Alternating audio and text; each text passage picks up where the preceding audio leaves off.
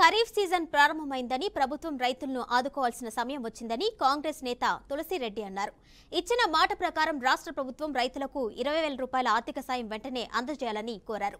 కౌలు రైతులకు కూడా ఆర్థిక సాయం అందించాలని డిమాండ్ చేశారు.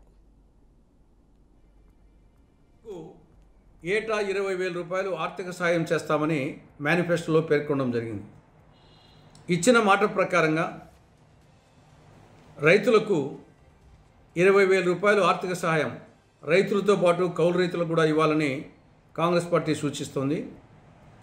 ఇది కేంద్ర ప్రభుత్వం ఇచ్చే 6,000 రూపాయలకు సంబంధం లేకుండా ఈ 20,000 రూపాయలను అటు రైతులకు ఇటు కౌలు రైతులకు ఇవ్వాలని కాంగ్రెస్ పార్టీ సూచిస్తోంది. ఇక రెండవ అంశం అన్నా క్యాంటీన్ల ఏర్పాటు. అన్నా క్యాంటీన్లు పేద ప్రజానీకానికి అక్షయపాత్ర లాంటివి.